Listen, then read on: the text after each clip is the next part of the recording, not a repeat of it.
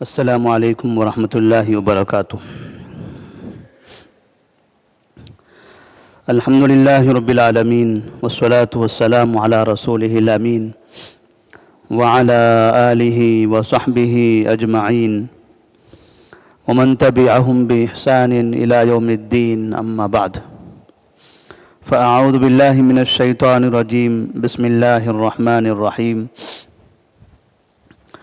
یا اہل الکتاب تعالوا الی کلمۃ سواء بیننا وبینکم الا نعبد الا اللہ ولا نشرک بہ شیئا ولا يتخذ بعضنا بعضا اربابا من دون اللہ فإن تولوا فقولوا اشہدوا بأننا مسلمون۔ سیرت النبی صلی اللہ علیہ وسلم کے سلسلے دروس میں آج کے درس کا عنوان ہوگا نبی صلی اللہ علیہ وسلم کا قیصر کی جانب دعوتی خط۔ آپ صلی اللہ علیہ وسلم نے فارس کے کسریٰ کی جانب بھی خط روانہ کیا تھا۔ ایک دوسرا خط جو اس وقت کی سب سے بڑی طاقت تھی، سب سے بڑا ملک، سب سے بڑی سلطنت، اور وہ سلطنت تھی رومی سلطنت۔ روم کا جو بادشاہ ہوتا تھا اسے قیصر کہا جاتا تھا۔ نبی کریم صلی اللہ علیہ وسلم نے صلح حدیبیہ کے بعد جو خطوط روانہ فرمائے تھے الگ الگ بادشاہوں کی طرف، انہی میں سے ایک خط آپ صلی اللہ علیہ وسلم نے قیصر کی جانب بھی روانہ فرمایا۔ آپ صلی اللہ علیہ وسلم نے دحیہ بن خلیفہ الکلبی رضی اللہ تعالیٰ عنہ کو ایک خط دے کر روانہ کیا اور ان سے کہا کہ بصرہ جو ملک شام کا ایک علاقہ ہے، اس علاقے کے ذمہ دار کے پاس ہمارا یہ خط پہنچا دیجئے، اور بصرہ کے وہ ذمہ دار، وہاں کے وہ حاکم قیصر کے پاس یہ خط روانہ کر دیں گے۔ اس طرح سے دحیہ بن خلیفہ الکلبی رضی اللہ تعالیٰ عنہ نبی کریم صلی اللہ علیہ وسلم کا خط لے کر گئے ہیں۔ خط میں آپ نے لکھا تھا بسم اللہ الرحمن الرحیم۔ عادت کے اعتبار سے یہاں پر بھی اس خط میں بسم اللہ الرحمن الرحیم لکھا گیا۔ من محمد عبد اللہ ورسولہ الی ہرقل عظیم الروم۔ محمد اللہ کے بندے اور اس کے رسول کی جانب سے روم کے بادشاہ ہرقل کی جانب۔ سلام علی من اتبع الہدی۔ سلامتی ہے یا سلام ہے اس شخص کو جو ہدایت کا راستہ اپنائے۔ اسلم تسلم۔ آپ نے لکھا اسلام قبول کر لو تو صحیح سلامت رہو گے، کامیاب ہو جاؤ گے۔ اسلم یؤتک اللہ اجرک مرتین۔ اسلام قبول کرو، اللہ تبارک و تعالی دگنا اجر آپ کو عطا فرمائے گا۔ فَإِن تَوَلَّيْتَ فَإِنَّ عَلَيْكَ اِثْمُ الْأَرِيسِيِّينَ۔ لیکن اگر تم نے اسلام قبول نہیں کیا تو ایسی صورت میں تم پر تمہاری رعایا کا بھی گناہ ہوگا۔ اس سے ایک بات یہ سمجھ میں آتی ہے، نبی صلی اللہ علیہ وسلم نے جو خطوط روانہ کیے بادشاہوں کے پاس، خاص طور پر اس چیز کا ذکر فرمایا حاکم کو خطاب کرتے ہوئے کہ اگر تم اسلام قبول کر لیتے ہو تو دگنا اجر ملے گا، بڑا فائدہ ہوگا، صحیح سلامت ہو جاؤ گے، زندگی کامیاب ہو جائے گی۔ لیکن اگر تم نے اسلام قبول نہیں کیا تو ایسی صورت میں قوم کا گناہ بھی تمہارے سر ہوگا۔ اس سے سمجھ میں آتا ہے کہ اگر کوئی ملک کا، کوئی شہر کا، کوئی علاقے کا، کوئی قبیلے کا بڑا ذمہ دار غلط راستے کی طرف جاتا ہے اور اسے دیکھ کر اس کی وجہ سے لوگ اس برائی کے راستے پر اس کے نقش قدم پر چلتے ہیں تو ایسی صورت میں ان کا بھی گناہ ان کے سر پر ہوگا۔ دوسری چیز اس سے ایک بات یہ سمجھ میں بھی آتی ہے کہ معاشرے میں بادشاہ ہو، حاکم ہو، حکمران ہو، لیڈر ہو، بہت سے لوگ ہیں مذہب کے اعتبار سے، عقیدے کے اعتبار سے ان کی پیروی کرتے ہیں۔ مذہب میں بھی اور عقیدے میں بھی لیڈران کی رہنما اور جو ذمہ داران ہوتے ہیں انہیں دیکھتے ہیں، ان کی پیروی کرتے ہیں۔ جیسے ہم دیکھ رہے ہیں ہمارے ملک میں اگر مسلم لیڈران بھی ہیں، اگر مسلم لیڈران بدعات میں، شرک میں مبتلا ہیں تو ان کو چاہنے والے لاکھوں مسلمان شرک و بدعات میں مبتلا رہتے ہیں۔ تو نبی صلی اللہ علیہ وسلم نے ان سے اس طرح سے بات کہی کہ اگر آپ نے اسلام قبول نہیں کیا تو ایسی صورت میں قوم کا بھی تمہارے اوپر عذاب ہوگا، تو قوم کا بھی گناہ تمہارے اوپر ہوگا۔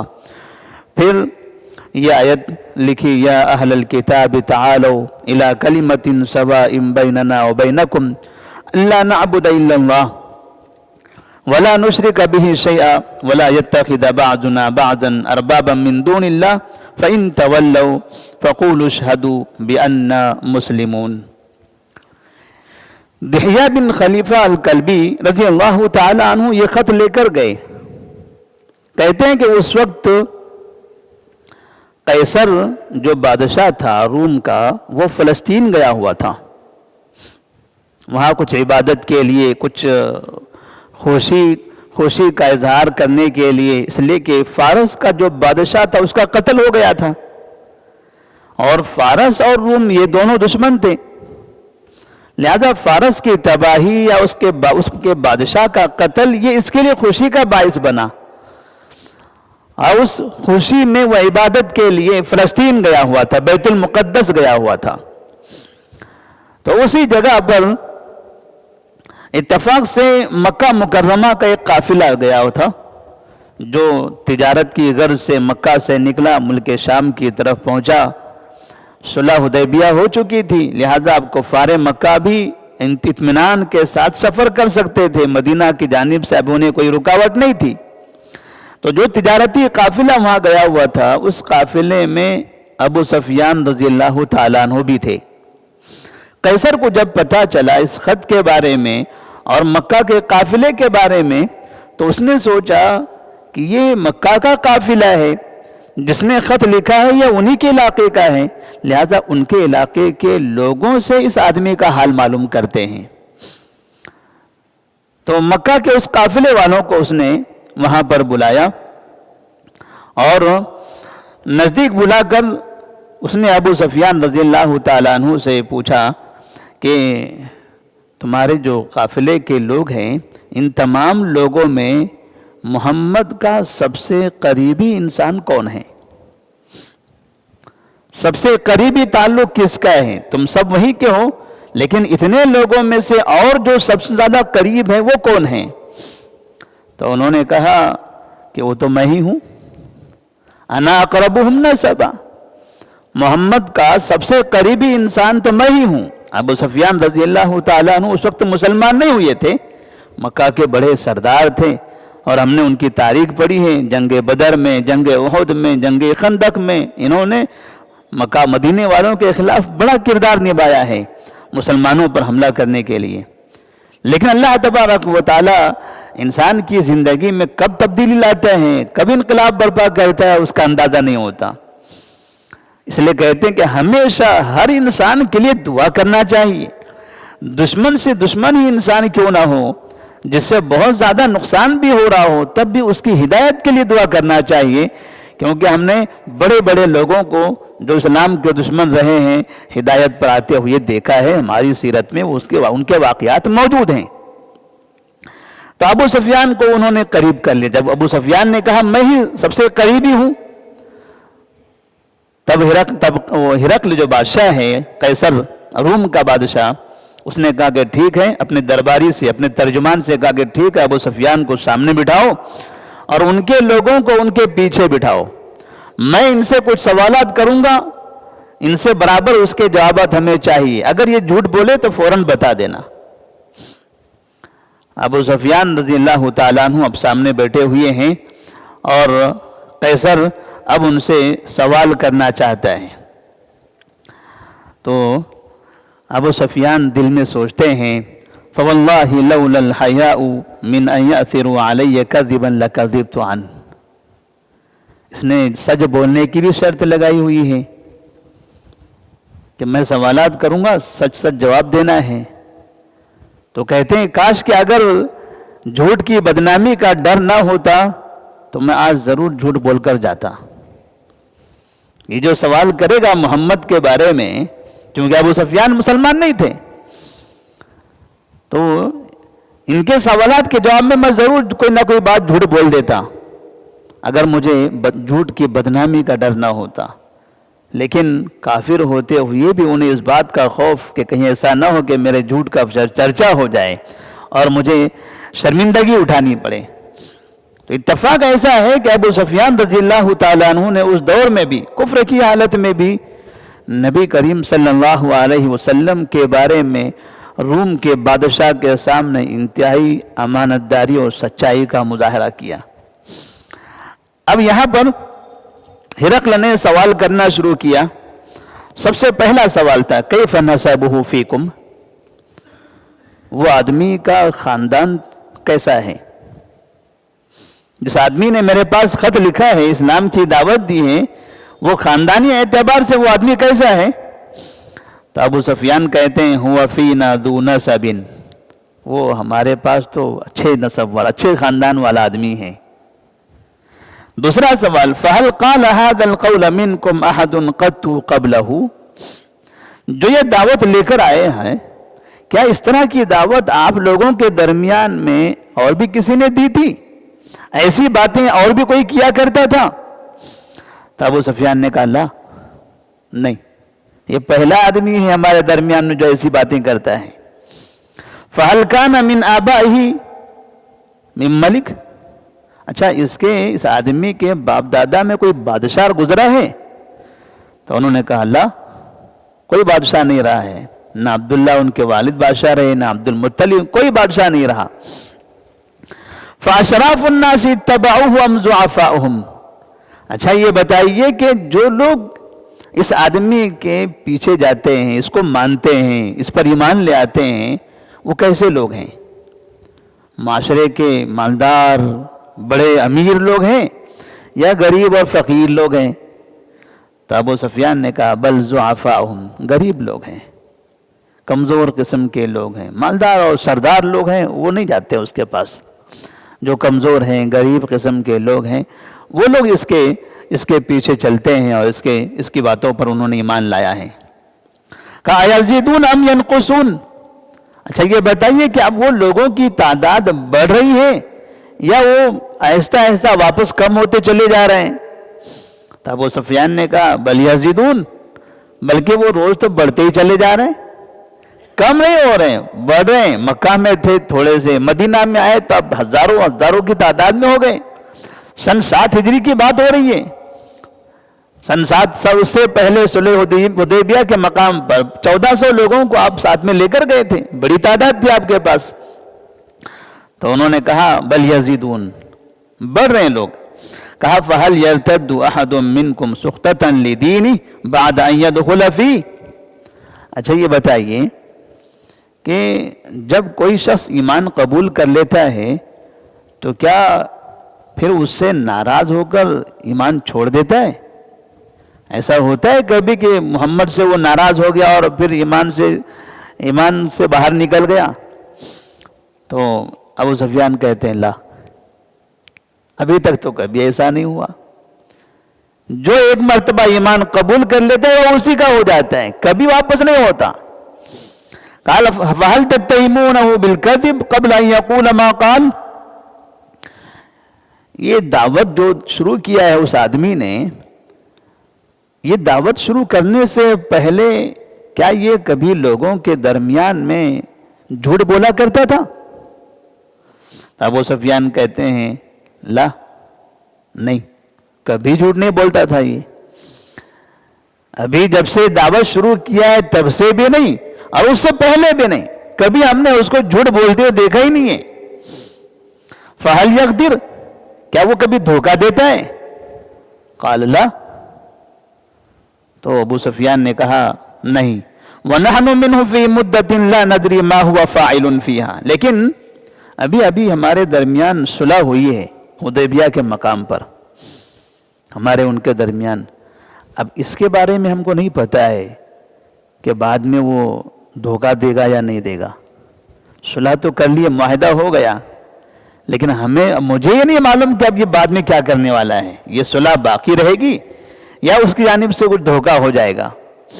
ابو سفیان کہتے بس اتنی سی جگہ مجھے ملی تھی کہ کچھ بول سکوں، میں کچھ ان پر کلام کر سکوں، اس کے علاوہ کوئی اور جگہ مجھے بولنے کا موقع نہیں ملا. پھر سوال کرتے ہیں فَهَلْ قَاتَلْتُمُ، کیا کبھی تمہاری ان سے لڑائیاں ہوئی ہیں؟ ابو سفیان کہتے ہیں ہاں، ہماری تو بہت لڑائیاں ہوئی ہیں ان سے، کئی جنگیں ہو چکی ہیں. فَكَيْفَ كَانَ قِتَالُكُمْ إِيَّاهُ، تو لڑائی میں ہوتا کیا تھا، جیتا کون تھا؟ تو ابو سفیان کہتے ہیں الحرب بیننا وبینہ سجال ینال منا وننال منہ. اب جنگ ہے، کبھی وہ جیتا تھا، کبھی ہم جیتے تھے، کبھی اس کا فائدہ کبھی ہمارا فائدہ، یہ ادھر ادھر تھا، کبھی ایک طرفہ نہیں ہوا، نہ ہمیشہ ہم جیتے نہ ہمیشہ وہ جیتے، کبھی اس کی جیت ہوتی تھی کبھی ہماری جیت ہوا کرتی تھی. اچھا، یہ ساری چیزیں پوچھنے کے بعد پھر پوچھتا ہے ماذا یأمرکم، تمہیں وہ کس چیز کی دعوت دیتا ہے؟ جب نبی کی شخصیت کے بارے میں، آپ کی ذات گرامی کے بارے میں، آپ کے اخلاق کے بارے میں، آپ کے ماننے والوں کے بارے میں، یہ ساری چیزیں، ساری باتیں جب قبول کر لی، سب سن لیا اس نے، تب آگے پوچھتا ہے کہ اب یہ بتاؤ کہ اس کی دعوت کیا ہے، وہ کس بات کی دعوت دے رہا ہے. اس سے ایک بات یہ سمجھ میں آتی ہے کہ وہ افراد جو غلط راستے پر چل رہے ہیں، چاہے وہ مسلمانوں میں سے ہو یا کافروں میں سے ہو، داعی کی دعوت سے پہلے داعی کی شخصیت پر بھی نظر رکھتے ہیں. اسے کیا مطلب تھا کہ اس کا نسب کیسا ہے، اس کی جنگ کا کیا تعلق ہے، اس کے ایمان لانے والے کم ہیں، غریب ہیں، مالدار ہیں، کوئی مطلب نہیں ہے اس کو. لیکن نبی کی پہچان، ایک بہترین داعی کی پہچان، کامیاب انسان کی پہچان، ان کے اخلاق، وہ دھوکہ نہیں دیتے، اور وہ ہمیشہ ایسے ہی نہیں کہ ہمیشہ بس معجزے ہی ہوتے چلے جائیں، جیتتے ہی چلے جائیں. ان کے پاس امتحان بھی ہوتا ہے، کبھی جیتے فتح ہو جاتی، کبھی ہارتے امتحان ہوتا ہے.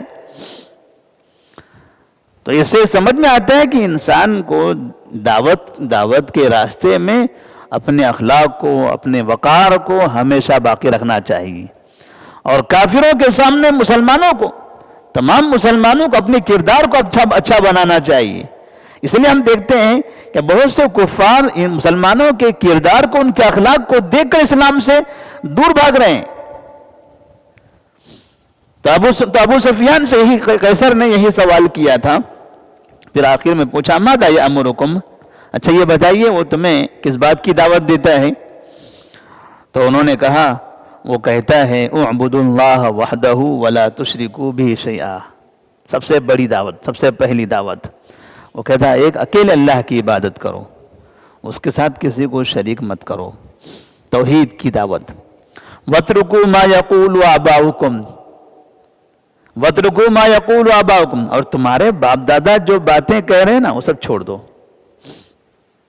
کیونکہ آدمی جس خاندان میں، جس قبیلے میں ہوتا ہے، جس ماحول میں ہوتا ہے، اپنے بڑوں سے کچھ چیزیں سیکھتا ہے.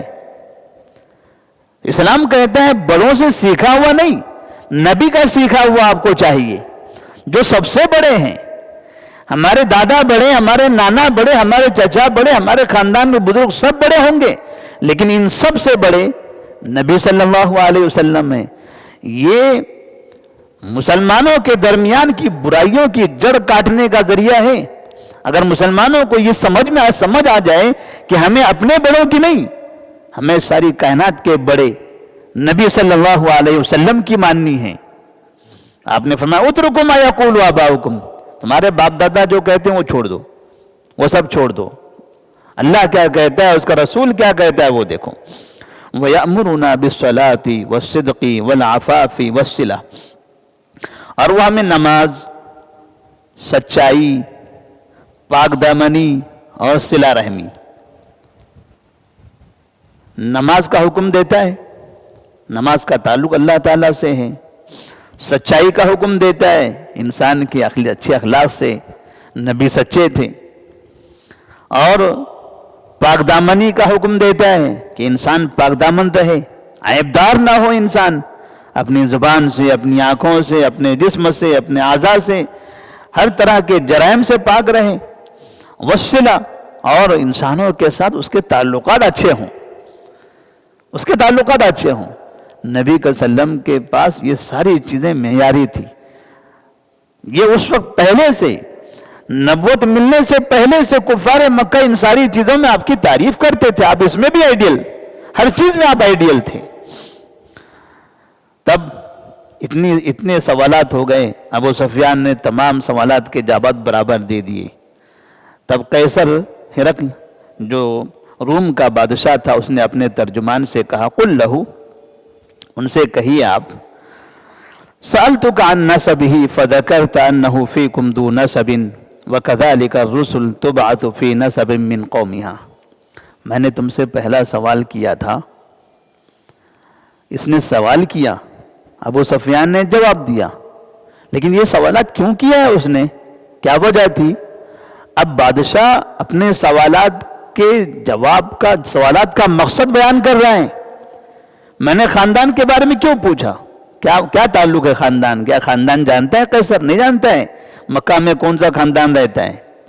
تو میرے یہ سوالات کرنے کا مقصد کیا ہے، میں نے تم سے کیوں پوچھا ہے، اب اس کی وجہ بیان کر رہا ہے آخر میں۔ وہ کہتا ہے ترجمان سے، ابو سفیان سے کہو کہ میں نے جو تم سے پہلا سوال کیا تھا اور تم نے اس کا یہ جواب دیا، میں نے پوچھا تھا خاندان کے بارے میں، تم نے کہا وہ اچھے خاندان والا ہے۔ اس کی وجہ کیا ہے؟ اس لیے کہ میں جانتا ہوں وَكَذَلِكَ الرُّسُلُ تُبْعَثُ فِي نَسَبٍ مِّن قَوْمِهَا، ہر زمانے میں رسول اچھے خاندان میں ہی بھیجے جاتے ہیں۔ اس سے سمجھ میں آیا کہ جیسے جیسے سوالات کے جوابات ملتے گئے، قیصر کے دماغ میں نبی صلی اللہ علیہ وسلم کی نبوت اور رسالت داخل ہوتی چلے گئی، ان کی حقانیت داخل ہوتی چلے گئی۔ ہر سوال کے جواب میں انہیں وہ چیز مل رہی تھی جو وہ جاننا چاہتا تھا، کیا واقعی وہ آدمی جھوٹا ہے یا ایسے ہی کوئی بھی ہے یا حقیقت میں نبی ہے؟ تو اس نے کہا کہ یہ تو تمام رسولوں کا یہ حال رہا ہے کہ رسول اچھے خاندان میں بھیجے جاتے ہیں۔ اور پھر میں نے تم سے سوال کیا تھا کہ کیا اس طرح کی باتیں، اس طرح کی دعوت اس سے پہلے اس خاندان میں، اس قبیلے میں لوگوں نے دی تھی؟ تو تم نے کہا نہیں۔ تو وہ کہتا ہے لَوْ كَانَ أَحَدٌ قَالَ هَذَا الْقَوْلَ قَبْلَهُ لَقُلْتُ رَجُلٌ يَأْتَسِي بِقَوْلٍ قِيلَ قَبْلَهُ، اگر تم نے ہاں کہا ہوتا کہ ہاں ایسی دعوت اور بھی کسی نے دیا تھا، ایسی باتیں کوئی اور کرتا تھا، تو میں تمہیں جواب دیتا کہ اس کا مطلب یہ اسی کی نقالی کرنا چاہتا ہے۔ پہلے کوئی تھا ایسی باتیں کرتا تھا، اب یہ اسی کی نقالی کرنا چاہتا ہے۔ اس کا مطلب یہ انسانوں کی باتیں ہیں جو پہلے گزر چکی ہیں، اللہ کی باتیں نہیں ہیں۔ پھر تو اس سوال کے جواب میں جب اسے یہ جواب ملا کہ نہیں، ایسا کوئی نہیں تھا جو ایسی باتیں کرتا تھا، اسے یقین ہو گیا کہ پھر یہ دنیا کی باتیں نہیں ہیں، یہ آسمان سے نازل کردہ باتیں ہیں۔ اور پھر وَسَأَلْتُكَ هَلْ كَانَ مِنْ آبَائِهِ مِنْ مَلِكٍ، اور میں نے آپ سے پوچھا تھا کیا اس کے خاندان میں کوئی بادشاہ گزرا ہے؟ تم نے کہا تھا نہیں۔ تو اس کا مطلب یہ ہوا کہ اگر تم نے ہاں کہا ہوتا تب میں کہتا رجل یطلب ملک ابیہ، اس کا مطلب یہ آدمی اپنے باپ دادا کی بادشاہت حاصل کرنا چاہتا ہے۔ باپ دادا بادشاہ تھے، اب وہ تاریخ پڑھا ہے، لوگوں سے سنا ہے، اب وہ چاہتا ہے کہ دوبارہ اپنا وہ مقام حاصل کرے، شاید اسی واسطے یہ کام کر رہا ہوں، لوگوں کو جمع کرنا چاہتا ہوں، لوگوں میں پرچار کرنا چاہ رہا ہوں، لیکن ایسا بھی نہیں ہے۔ پھر میں نے تم سے سوال کیا تھا کیا یہ آدمی کبھی جھوٹ بولتا تھا؟ تم نے لوگوں کے درمیان جھوٹ بولتے ہوئے اس کو دیکھا ہے؟ تو تم نے کہا نہیں۔ اس کا مطلب یہ سمجھیے کہ جو آدمی لوگوں میں جھوٹ نہ بولتا ہو، لوگوں کے ساتھ جھوٹی باتیں نہ کرتا ہو، وہ اللہ کے ساتھ کیا جھوٹ بولے گا؟ وہ آسمان کی خبروں کے بارے میں کیا جھوٹ بولے گا؟ انسان جھوٹ بولے تو یہی بولے جس کی ضرورت ہوتی ہے اس کو، جہاں فائدہ نظر آتا ہے، نقصان سے بچنے کے لیے، فائدہ حاصل کرنے کے لیے آدمی جھوٹ بولتا ہے۔ جب یہاں نہیں جھوٹ بولا تو اس کے وہاں کی خبریں دینے میں جھوٹ کیوں بولے گا؟ تو اس طرح سے ہر سوال کے جواب میں گویا کہ قیصر کا دماغ بنتا چلا گیا۔ پھر وہ کہتا ہے کہ میں نے آپ سے پوچھا تھا کہ مالدار سردار لوگ اس کے پیچھے ہیں، وہ لوگ ایمان لاتے ہیں یا کمزور لوگ؟ تو تم نے کہا کہ کمزور لوگ ایمان لاتے ہیں۔ تو وَهُمْ أَتْبَعُ الرُّسُلِ، ایسے ہی تمام رسولوں کے پیروکار ہوتے ہیں، یعنی جتنے رسول گزرے ہیں وہ تمام رسولوں کے پیروکار بنیادی طور پر پہلے کمزور لوگ ہی ہوتے ہیں۔ بڑے لوگ بعد میں آتے ہیں آہستہ آہستہ، پہلے کمزور قسم کے لوگ آتے ہیں۔ وَسَأَلْتُكَ أَيَزِيدُونَ أَمْ يَنْقُصُونَ، میں نے سوال کیا تھا کہ اب وہ کم ہو رہے ہیں یا زیادہ ہو رہے ہیں؟ تم نے کہا بڑھ رہے ہیں، زیادہ ہو رہے ہیں۔ تو انہوں نے کہا وَكَذَلِكَ أَمْرُ الْإِيمَانِ حَتَّى يَتِمَّ، ایمان ایسا ہی ہوتا ہے، جب شروع ہوتا ہے نا تو بڑھتا ہی رہتا ہے، بڑھتا ہی رہتا ہے، بڑھتا رہتا ہے، گھٹتا نہیں ہے۔ ایمان والے گھٹتے نہیں ہیں۔ پھر میں نے تم سے پوچھا تھا کیا ناراض ہو کر بھی لوگ اس کے پاس سے مرتد ہو کر چلے جاتے ہیں؟ تو تم نے کہا تھا نہیں۔ تو کہا کہ ایمان چیز ہی ایسی ہے جس دل میں گھر کر جائے وہ دل سے اب کبھی باہر نہیں نکلتی ہے۔ ایمان جس گھر میں داخل، جس دل کے اندر داخل ہو جائے اب وہاں سے وہ باہر نکلتا ہی نہیں ہے۔ اور میں نے تم سے سوال کیا تھا کیا وہ دھوکہ دیتا ہے؟ تم نے کہا تھا نہیں۔ تو رسولوں کا یہ طریقہ ہے، رسولوں کی عادت ہوتی ہے، رسول کبھی دھوکہ نہیں دیتا، کیونکہ وہ بڑا ذمہ دار ہوتا ہے پوری قوم کا۔ وہ اگر دھوکہ دے دے دنیاوی معاملات میں تو دین کے معاملات میں کہاں سچا ہے، کہاں دھوکہ دے رہا ہے کیا پتا۔ لہذا رسول کبھی دھوکہ نہیں دیتا ہے۔ اور میں نے تم سے پوچھا تھا کہ وہ کس چیز کا حکم دیتا ہے؟ تو تم نے کہا تھا کہ عبادت توحید کا حکم دیتا ہے، اور نماز، سچائی، پاک دامنی۔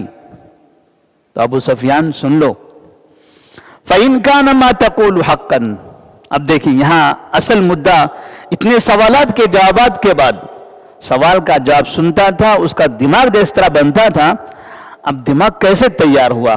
ایک مجلس میں ایک خط پہنچا ہے قیصر کا بادشاہ، اور جس سے جواب سن رہا ہے وہ بھی کافر ہے، ابو سفیان ابھی مسلمان نہیں ہے، اور وہ سب مکہ والے ہیں جو ایک زمانے سے نبی کے دشمن رہے ہیں، ان کے منہ سے جوابات سن رہا ہے۔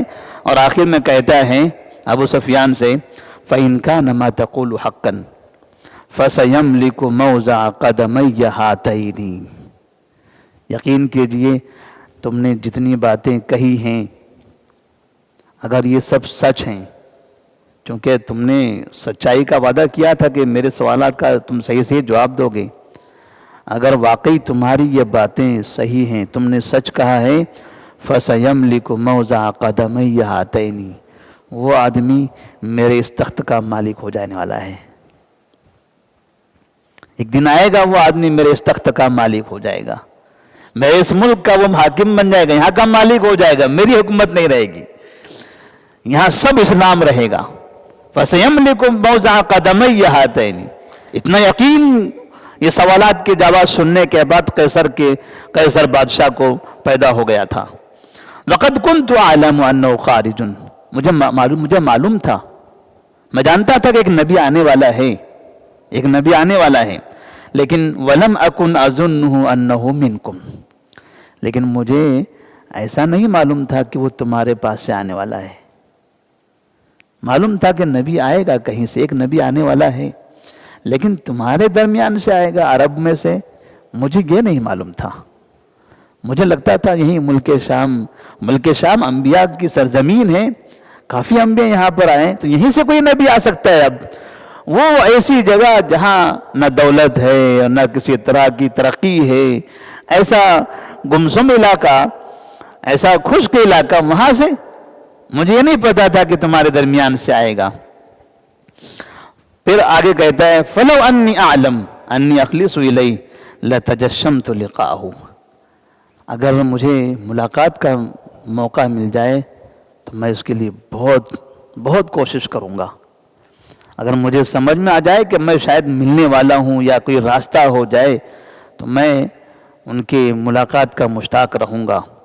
وَلَوْ كُنْتُ عِنْدَهُ لَغَسَلْتُ عَنْ قَدَمَيْهِ، اگر آج میں ان کے سامنے ہوتا تو میں ان کے دونوں پیروں کو اپنے ہاتھوں سے دھوتا۔ قیصر کے بادشاہ نے ابو سفیان کے سامنے ایسی بات کہہ دی۔ اب جن کے سامنے کہہ رہا ہے انہوں نے تو یہ تجربہ نہیں کیا، انہوں نے تو ایمان نہیں لایا ہوا ہے۔ اب ان کا دماغ بدلنے لگا، ہمارے آدمی کا اثر یہاں تک ہو گیا، جس آدمی کی دعوت کو ہم مکہ میں روکتے تھے، مدینے پر حملہ کر کے روکنا چاہتے تھے، اس آدمی کی دعوت یہاں پہنچی اور یہاں والا بھی متاثر ہو گیا۔ تو وہاں پر ابو سفیان کہتے ہیں کہ اس کے بعد اس نے وہ خط منگوایا اور کہا کہ سب کو پڑھ کر سناؤ، جتنے درباری لوگ ہیں سب کو پڑھ کر سناؤ۔ جب سب کے سامنے وہ خط پڑھا گیا تو ہر طرف سے لوگ شور کرنے لگ گئے، کیونکہ یہ جو لوگ تھے یہ لوگوں کو اسلام پسند نہیں تھا، یہ ہمارا دین چھوڑ کے ہم وہ دین قبول کر لیں گے، لہذا درباری شور کرنے لگ گئے، ہنگامہ ہونے لگا دربار میں۔ تو کہتے ہیں کہ پھر بادشاہ نے ہمیں اور ہمارے ساتھیوں سے کہا کہ آپ لوگ باہر چلے جاؤ، یہ کہیں دنگا نہ کر دیں۔ تو ہمیں باہر نکال دیا گیا، ہم باہر چلے گئے، اور پھر ابو سفیان کہتے لقد امر عمرو ابن ابی کبشہ انہ لیخافہ ملک بنی الاصفر۔ دیکھو ابو کبشہ کا کیا حال ہے۔ ابو کبشہ نبی کی طرف اشارہ کیا انہوں نے، نبی کریم صلی اللہ علیہ وسلم کے کسی نانا یا ان کی جو والدہ تھی رضائی ماں حلیمہ سعدیہ، کہتے ہیں کہ ان کے شوہر یا ان کے باپ کسی کا کوئی نسب تھا، کوئی کنیت تھی ابو کبشہ۔ تو ابو سفیان نے نبی کو ابو کبشہ کہا کہ ابو کبشہ کے بیٹے کا دیکھو حال کیا ہے، یہ تحقیر کرتے ہوئے، کیونکہ کہتے ہیں عرب میں کیا ہوتا تھا، اگر کسی کو کمتر بتانا ہو تو ایسے باپ دادا کے وہ نام کی طرف منسوب کر دو جو غیر معروف ہو۔ ابو کبشہ غیر معروف شخص ہے، اس کی طرف منسوب کر کے کہا ابو کبشہ کے بیٹے کا حال یہاں تک پہنچ گیا کہ روم کا بادشاہ تک اس سے ڈرنے لگ گیا۔ ابو سفیان کہتے ہیں روم کا بادشاہ تک اس سے ڈرنے لگ گیا۔ فما زلت موقنا بامر رسول صلی اللہ علیہ وسلم انه سيظهر حتى ادخل الله علي الاسلام۔ لیکن یہاں اب دیکھیے کیسا نتیجہ پلٹ رہا ہے۔ وہ کہتے ہیں ابو سفیان کہتے ہیں کہ میں یہ تو سب دیکھ رہا تھا کہ لوگ ان سے متاثر ہوتے چلے جا رہے ہیں، اسلام کا غلبہ ہوتا جا رہا ہے۔ ایسا ہوا کہ اس ملاقات نے اللہ تعالیٰ نے میری زندگی میں تبدیلی لائی۔ ابو سفیان کہتے ہیں وہ قیصر ایک طرف رہا، اس کے درباری ایک طرف رہے، خط تو ان کے پاس گیا ہوا تھا، لیکن اللہ نے ایسا کیا کہ اسلام میرے دل میں داخل کر دیا۔ ابو سفیان رضی اللہ تعالیٰ عنہ مسلمان ہو گئے۔ قیصر کے اسلام کی دعوت دی جا رہی تھی اور قیصر نے یہ کہا تھا کہ میں ملنا چاہتا ہوں، ملنے کا شوقین ہوں اور ان کے پیر بھی دھوؤں گا، لیکن جب درباری جو تھے جب درباریوں نے ہنگامہ کرنا شروع کر دیا اور اپنے بادشاہ کی مخالفت میں آوازیں اٹھائی تو قیصر خاموش ہو گیا۔ پھر وہاں اس نے اسلام کا اعلان نہیں کیا، اپنی رعایا کی وجہ سے، اپنے درباریوں کی وجہ سے۔ لیکن اس کا الٹا اثر ادھر ہو گیا ابو سفیان رضی اللہ تعالیٰ عنہ پر۔ ابو سفیان سن 7 ہجری تک بھی مسلمان نہیں ہوئے تھے، اور سن 8 ہجری میں جب مکہ فتح ہوا تھا تو اس وقت آپ صلی اللہ علیہ وسلم نے لوگوں سے کہا تھا کہ من دخل دار ابی سفیان فهو آمن۔ لوگوں، ابو سفیان بڑا آدمی ہے، بزرگ آدمی ہے، سردار آدمی ہے، بڑے زمانے سے اس نے سرداری کی ہے، جو شخص بھی اس کے گھر میں جا کر پناہ لے لے ان سب کو امن ہوگا، ان سب کے لیے امن ہوگا۔ ابو سفیان کی عزت کی گئی، نبی صلی اللہ علیہ وسلم نے ایک ایسا اعلان کر دیا کہ اس کی وجہ سے ابو سفیان کے دل کے اندر نبی کی محبت داخل ہو گئی، اور سنہ 8 ہجری میں ابو سفیان نے اپنے اسلام کا اعلان کر دیا رضی اللہ تعالیٰ عنہ۔ بعض لوگ ابھی بھی یہ غلط فہمی میں مبتلا ہیں معاویہ رضی اللہ تعالیٰ عنہ اور یزید کی وجہ سے۔ یزید کو گالیاں دیتے دیتے معاویہ رضی اللہ تعالیٰ عنہ کے خلاف بولنے لگتے ہیں، اور معاویہ رضی اللہ تعالیٰ عنہ کے خلاف بولتے بولتے ان کے والد ابو سفیان رضی اللہ تعالیٰ عنہ کے خلاف بولنے لگتے ہیں، یہاں تک کہ بعض مرتبہ ابو سفیان کے نام کے آگے رضی اللہ عنہ اگر لگا دیتے ہیں تو لوگ ناراض ہو جاتے ہیں۔ اور کچھ علماء بھی ایسے ہیں جو معاویہ کے نام کے آگے رضی اللہ عنہ نہیں کہتے، معاویہ رضی اللہ تعالیٰ عنہ ان کے نام کے آگے بھی رضی اللہ عنہ نہیں کہتے ہیں یزید کی وجہ سے۔ انہوں نے اپنے بیٹے کو خلیفہ بنایا تھا، صحابی نے اپنے بیٹے کو خلیفہ بنایا، وہ ان صحابہ سے 1400 سال تک یہ مسلمان ناراض ہیں، اور یہ خلافت امویہ، خلافت عباسیہ، خلافت عثمانیہ، یہ ترکی جو سرکاریں گزری ہیں جن سے بہت محبت کرتے ہیں ترکیہ سے، خلافت عثمانیہ سے، تقریباً 37 بادشاہ گزرے ہیں، 37 بادشاہ میں سے ہر بادشاہ آپ کے بعد ہی بنا ہوا ہے۔ بادشاہ کا جو انتقال ہوتا تھا، انتقال سے پہلے بیٹے کو بنا کر جاتا تھا۔ جو ارطغرل، غازی ارطغرل سیریل سنا ہے بہت سے لوگوں نے، یہ غازی ارطغرل کون ہے؟ اس کی بڑی تعظیم کرتے، عزت کرتے ہیں اس کی۔ وہ مرنے سے پہلے اپنے بیٹے عثمان کو بنا کر بادشاہ جاتا ہے۔ ایک غازی ارطغرل جو اپنے مرنے سے پہلے اپنے بیٹے عثمان کو بادشاہ بنائے، وہ مسلمانوں کا ہیرو، اور ایک صحابی اپنے مرنے سے پہلے اپنے بادشاہ کو بنائے، وہ صحابی ساری دنیا میں ملعون۔ یہ مسلمانوں کا بہت بڑا نفاق ہے۔ ایسے مسلمانوں کو توبہ کرنے کی ضرورت ہے، اپنے اخلاق پر، اپنے ایمان کا مراجعہ کرنے کی ضرورت ہے۔ کہتے ہیں اس کے بعد واقعہ ختم ہو رہا ہے یہاں پر، ابو سفیان رضی اللہ تعالیٰ عنہ نے پھر دیکھا کہ قیصر نے جو نبی کی جانب سے جو پیغمبر یا رسول جس کو ہم کہتے ہیں قاصد، خط لے کر آنے والے صحابی دحیہ بن خلیفہ الکلبی رضی اللہ تعالیٰ عنہ آئے تھے، تو قیصر نے باقاعدہ ان کو تحفے، تحائف، مال وغیرہ دے کر بھیجا۔ یعنی اس طرح سے اس نے نبی سے محبت کا اظہار کیا۔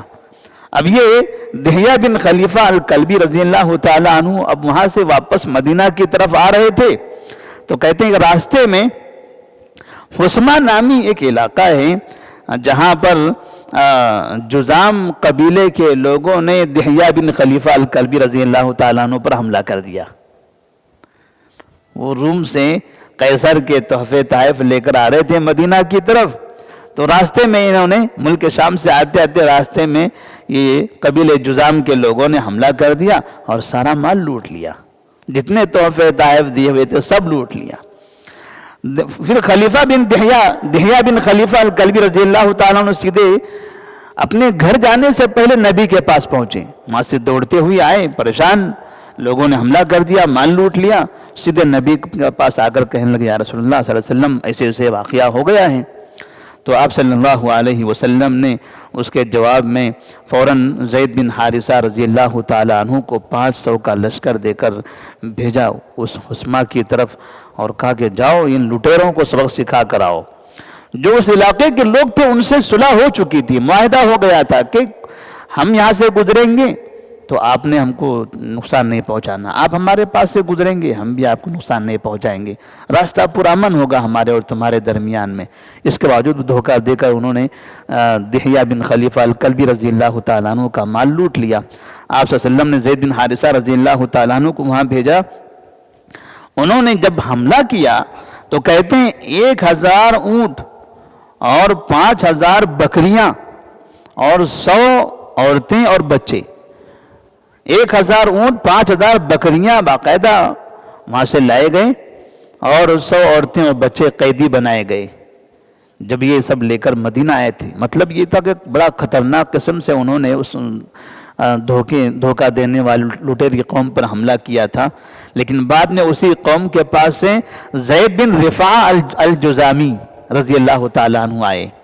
انہوں نے اگر کہا یا رسول اللہ صلی اللہ علیہ وسلم میں بھی جذام سے ہوں، میں بھی جذام سے ہوں اور ہم نے اسلام قبول کر لیا ہے، ہمارے کچھ ساتھی ہیں انہوں نے بھی اسلام قبول کر لیا، نبی کو نہیں پتہ تھا کہ ہم بھی مسلمان ہیں، ہمارے یہ ساتھی مسلمان ساتھیوں کو لے کر آئے تھے اور کہا کہ یہ ہمارے لوگ ہیں، یہ جو قیدی ہیں آپ کے پاس یہ ہمارے لوگ ہیں.